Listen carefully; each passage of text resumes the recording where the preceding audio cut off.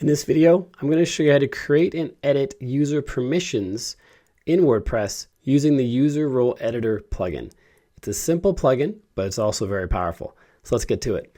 When you're in the dashboard, go to Plugins and then Add Plugin. Search for User Role Editor. There's only one of them. This is the one right here.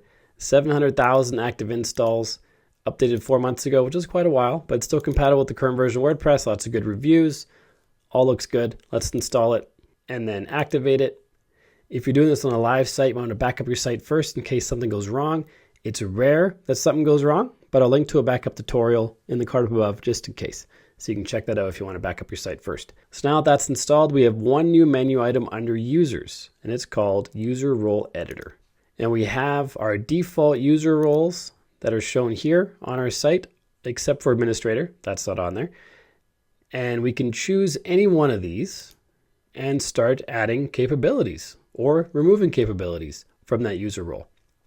To make your life easier, check this box to make this a little easier to read. If you don't, it's all lowercase with underscores instead of spaces.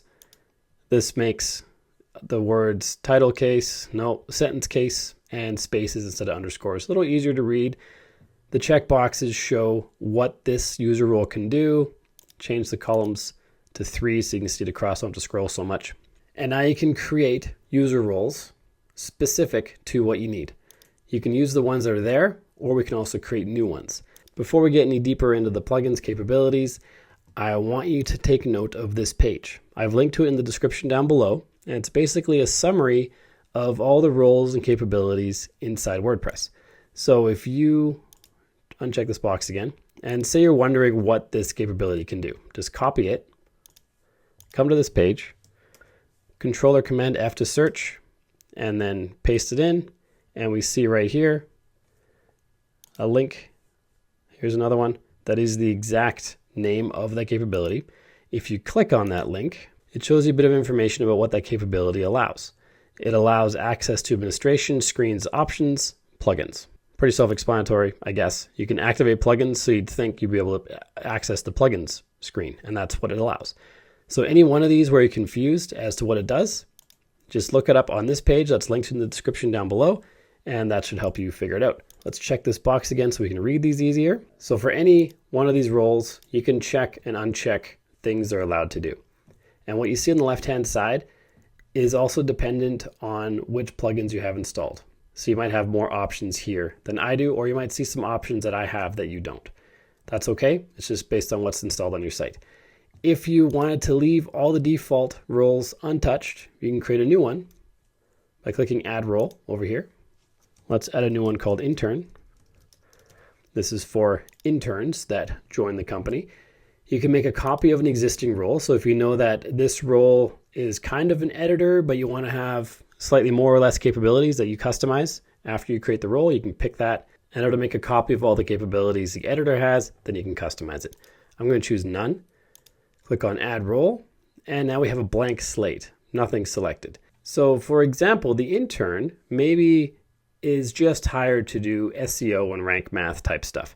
So you could check all the rank math capabilities here, and they can do all the rank math. Let's get there. Yep, there we go. Selected all those.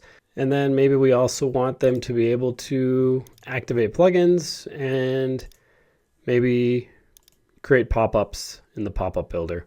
And once you select all the capabilities you want for that user role, click on Update and then Yes.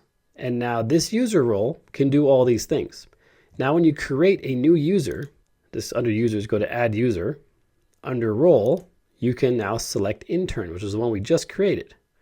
Or if you already have an existing user you want to add to this capability, let's do this test user. Just go into any user account, and right here is the role.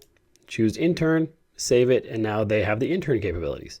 And that's the core of this plugin and how you can customize user roles on your site. There is, however, one additional thing that you can do that's kind of neat. If you have users already with a specific user role like author, but you want to add just one thing that they can do, you don't have to create a brand new user role for that. You can just go to this specific user, click on capabilities when you hover over their row, and it shows this user's primary role. You can add other roles, which will give all the capabilities of all those roles to that user. Or if, like I said, you want them to be able to do one extra thing, maybe create posts, you can just check that, update, and yes. And now this person who is primarily an author can do this one extra thing that authors normally can't do. So sometimes you don't have to create a brand new user role for every use case and have 15 user roles on your site. Sometimes you can take an existing user, just add one or two things or take one or two things away, and that makes the process a whole lot faster and easier to manage. So that's it. Go out there, start creating some user roles. If you got value from this video, make sure you like and subscribe to let me know. Then check out this video on your screen right now, which is all about speeding up your website. Speed is a ranking factor in Google, as you know. So you want to make sure your website's as fast as possible. So check out that video and I'll see you there.